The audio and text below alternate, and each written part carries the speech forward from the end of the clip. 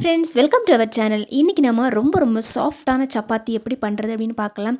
சில வேளைகள்லாம் நம்ம ரொம்ப கஷ்டப்பட்டு பிசைஞ்சு சப்பாத்தி செய்வோம். செஞ்சு வச்சுட்டு அப்படியே பார்க்கும்போது பார்த்திங்கன்னா கல் மாதிரி இருக்கும். சாப்பிட்றவங்களும் சொல்லுவாங்க, என்ன இது வரட்டி மாதிரி செஞ்சு வச்சுருக்கிற அப்படியே நம்மளையே திருப்பி கொஷின் கேட்பாங்க. ஆனால் இந்த மாதிரி நீங்கள் செஞ்சீங்கன்னா அந்த மாதிரி உங்களுக்கு ஃபெயிலியர் உங்களுக்கு வரவே வராது. ரொம்ப சூப்பரான ஒரு சாஃப்டான சப்பாத்தியாக கிடைக்கும். கடையில் வாங்கின மாவாக இருந்தாலும் சரி, அல்லது வீட்டிலேயே நம்ம அரைச்ச மாவாக இருந்தாலும் சரிங்க, ரொம்ப சூப்பரான ஒரு சாஃப்டான சப்பாத்தி கிடைக்கிறதுக்கு அருமையான டிப்ஸ் தான் நாம் இன்றைக்கி பார்க்க போகிறோம். இப்போ நான் 2 கப் அளவுக்கு கோதுமை மாவு எடுத்து வச்சுருக்கிறேன். அதுக்கு தேவையான அளவு உப்பு சேர்த்தாச்சு. முக்கியமாக நம்ம சேர்க்க வேண்டிய பொருள் தண்ணி. ஆனால் தண்ணியிலையும் பச்சை தண்ணி நம்ம சேர்க்கவே கூடாது. நம்ம சப்பாத்திக்கு மாவு பிசையும் போது சுடு தண்ணி சேர்க்கணும். நம்ம மாவு பிசையும் போது கையில் சூடு படுற அளவுக்கு இருக்கணும். ரொம்ப கொதிக்க ஊற்றணும்னு கிடையாது. லைட்டாக சூடு தெரியணும் நமக்கு. அந்த அளவுக்கு சூடான தண்ணியை ஊற்றி பிசையும் போது மாவு இன்னும் நல்லா சாஃப்டாக இருக்கும். இன்னும் நீங்கள் பிசையும் போதே நல்ல டிஃப்ரென்ஸ் தெரியும். பச்சை தண்ணி ஊற்றி நம்ம மாவை பிசையும் போது மாவு அதிகமாக தண்ணி குடிக்காது. ஆனால் சுடு தண்ணி ஊற்றி அந்த மாவு பிசையும் போது இன்னும் கொஞ்சம் அதிகமாக தண்ணி தேவைப்படுற மாதிரி இருக்கும். எப்போவுமே தண்ணி ஊற்றுறத விட ஒரு அரை கப் அளவுக்கு எக்ஸ்ட்ரா தேவைப்படும். நம்ம பிசையும் போதே பார்த்திங்கன்னா ரொம்ப அதை போட்டு அழுத்தி பிசையணும்னு கிடையாது. ஜஸ்ட் இந்த மாதிரி நம்ம சும்மா மேலாப்பில் அந்த தண்ணி ஃபுல்லாக படணும். அந்த அளவுக்கு நம்ம பொறுமையாக அதை பிசைஞ்சு எடுத்தாவே போதும். முதல்லையே நம்ம தண்ணி விடுறதுக்கு முன்னாடியே அழுத்தி பிசைஞ்சோன்னா நம்ம கை தான் வலிக்கும். அதனால் ஓரளவுக்கு நம்ம தண்ணி ஊற்றுனதுக்கப்புறமா நம்ம பிசைஞ்சு எடுத்தாவே போதும். பாருங்கள், நம்ம ஃபுல்லாகவே தண்ணி ஊற்றுனதுக்கப்புறமா மாவெல்லாம் ஒன்றோட ஒன்று ஒட்டிக்கும். இது வரைக்கும் நான் அதை ரொம்ப ப்ரெஸ் பண்ணி ரொம்ப அழுத்தம் கொடுத்தோ அதை நான் பசையவே இல்லை. மேலாப்பில் தான் பசைஞ்சு விட்டுட்டு இருந்தேன். இப்போ தண்ணி ஓரளவுக்கு கரெக்ட் ஆகிடுச்சு. இந்த சமயத்தில் நம்ம தண்ணி ஊற்றுறத ஸ்டாப் பண்ணிடலாம். கடைசியில் நம்ம மாவு பிசைஞ்சிட்டு இருக்கும்போது கையில் இருக்கிற மாவு எல்லாமே நமக்கு போயிடும். கையில் சுத்தமாக மாவு ஒட்டவே ஒட்டாது. பாருங்கள், இந்த மாதிரி இருக்கும். இந்த டைமில் கொஞ்சமாக 1 டீஸ்பூனுக்கு சமையல் எண்ணெய் எடுத்து மேலாப்பில் இந்த மாதிரி அப்ளை பண்ணி விட்டுக்கலாங்க.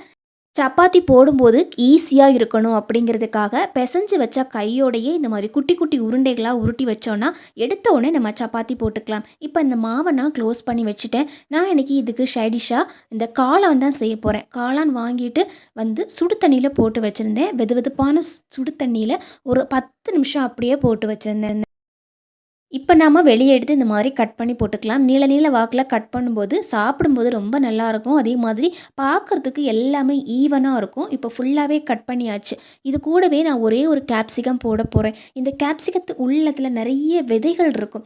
இந்த விதைகளை நம்ம கட் பண்ணி எடுக்கும்போது நம்ம சாப்பிட்ற சாப்பாட்டுக்குள்ளேயே சேர்ந்துடும். அது நல்லது கிடையாது. அதனால் இதை கட் பண்ணும்போது இந்த விதைகளை நாம் இந்த மாதிரி நீக்கணும். அதுக்கப்புறமா குட்டி குட்டியாக இந்த மாதிரி கட் பண்ணி எடுத்துக்கலாம். இப்போ நான் ஒரு கடாய் வச்சுருக்கிறேன். இந்த கடாயில் நம்ம கட் பண்ணி வச்ச இந்த காளானையும் அந்த கேப்சிகத்தையும் போட்டு தனியாக வதக்கி எடுத்துக்கணும். அப்போ தான் டேஸ்ட்டு சூப்பராக இருக்கும். இப்போ கடாயில் கொஞ்சமாக எண்ணெய் ஊற்றிருக்கிறேன். ஒரு சின்ன பட்டை சேர்த்துருக்கிறேன். 2 கிராம்பு சேர்த்துருக்கிறேன். ஒரே ஒரு சின்ன பிரியாணி இலை சேர்த்தாவே போதும். கொஞ்சமாக கல்பாசி சேர்த்தோன்னா இன்னும் டேஸ்ட் அருமையாக இருக்கும். வாசனை நல்லாயிருக்கும். அதுக்காக தான் சேர்த்துருக்குறோம். அரை டீஸ்பூனுக்கு சோம்பு நம்ம கண்டிப்பாக சேர்க்கணும். அதுதான் நல்ல ஃப்ளேவர் கொடுக்கும். இந்த மசாலாலாம் ஓரளவு நல்லா பொரியட்டும். அதுக்கப்புறமா நம்ம சின்னதாக கட் பண்ணி வச்ச இந்த வெங்காயத்தை சேர்த்துக்கலாங்க. நான் இன்றைக்கி பெரிய வெங்காயம் தான் சேர்த்துருக்குறேன். பெரிய வெங்காயத்தை சின்னதாக கட் பண்ணி சேர்த்துருக்குறேன். இதுக்கு பதிலாக சின்ன வெங்காயம் கூட சேர்த்துக்கலாம். சின்ன வெங்காயம் சேர்த்துக்கிட்டால் இன்னும் டேஸ்ட்டு செம்மையாக இருக்கும். நான் என்கிட்ட இன்றைக்கி பெரிய வெங்காயம் இருந்ததால் நான் பெரிய வெங்காயம் சேர்த்துக்கிட்டேன். அடிக்கடி நம்ம இன்னொரு கடாயில் வச்சுருக்குறோம் இல்லைங்களா, அந்த காளான் அதையும் நம்ம கிளறி கொடுத்துக்கலாம். அதே மாதிரி இந்த வெங்காயத்தையும் ஒரு தடவை இந்த மாதிரி நல்லா கிளறி கொடுத்துட்டு 1 டீஸ்பூனுக்கு இஞ்சி பூண்டு விழுது சேர்த்துக்கலாங்க. நான் ஏற்கனவே இஞ்சி பூண்டு பேஸ்ட் அரைச்சி வச்சதால் அதை சேர்த்துக்கிட்டேன். அல்லது நீங்கள் வெங்காயத்துக்கு கூடவே சேர்த்து இஞ்சி பூண்டு சேர்த்து நல்லா அரைச்சி கூட சேர்த்துக்கலாம். அப்போ இன்னும் கிரேவியும் கிடைக்கும் நமக்கு.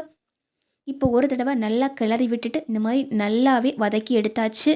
அதே மாதிரி நம்ம பக்கத்தில் வச்சுருக்கிற அந்த காளானையும் ஒரு தடவை நல்லா கிளறி விட்டுக்கலாங்க. குழம்பு வைக்கும்போது முக்கியமான ஸ்டெப்பே இதுதான். முதல்ல நாம் போட்டிருக்கிற இந்த வெங்காயம் நல்லா வதங்கணும். அப்போ தான் நமக்கு நல்ல டேஸ்ட்டு கிடைக்கும். 2 டீஸ்பூனுக்கு குழம்பு பவுடர் சேர்த்துருக்கிறேன். அதே மாதிரி 1 டீஸ்பூனுக்கு கரம் மசாலாவும் 1/2 டீஸ்பூனுக்கு சிக்கன் மசாலாவும் சேர்த்துருக்கிறேன். இந்த மாதிரி சிக்கன் மசாலா சேர்த்து செய்யும்போது கிரேவி செம்ம அட்டகாசமாக இருக்கும். அதுவும் சப்பாத்தி கூட வச்சு சாப்பிட்டோன்னா சிக்கன் சாப்பிட்ட மாதிரியே இருக்கும். அதுக்காக தான் இன்றைக்கி சிக்கன் மசாலா 1/2 டீஸ்பூன் சேர்த்துருக்கிறேன். உங்கள்கிட்ட சிக்கன் மசாலா இல்லை அப்படின்னா நீங்கள் 1 டீஸ்பூனுக்கு கரம் மசாலா மட்டுமே சேர்த்தா போதும். எண்ணெயிலே இந்த மாதிரி ஒரு தடவை நல்லா வதக்கி விட்டுக்கலாம். இந்த மாதிரி எண்ணெயிலேயே அந்த மசாலாக்களை வறுத்து எடுக்கும்போது டேஸ்ட்டு நல்லா இருக்குங்க. இப்போது 2 தக்காளி சின்ன சின்னதாக கட் பண்ணி எடுத்துகிட்டு அதில் சேர்த்துருக்குறேன்.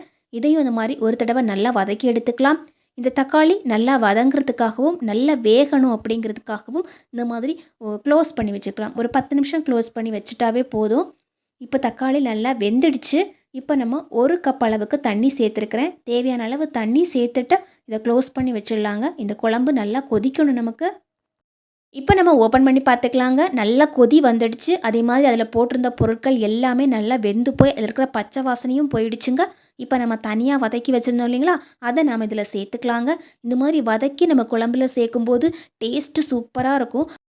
அதிகப்படியான கிரேவி உங்களுக்கு தேவைப்பட்டுச்சு அப்படின்னா தக்காளி சேர்க்கும் போதே தக்காளியை நம்ம மிக்ஸி ஜாரில் நல்லா அரைச்சிட்டு சேர்த்துக்கலாம். அந்த மாதிரி சேர்த்தோன்னா இன்னும் நல்லா கிரேவி நிறைய கிடைக்கும். எனக்கு இன்றைக்கி கிரேவி அதிகமாக தேவைப்படலை, அதனால் நான் இன்றைக்கி கட் பண்ணி போட்டுக்கிட்டேங்க. இப்போ அது நல்லா வேகட்டும். இப்போ க்ளோஸ் பண்ணி வச்சிடலாம்.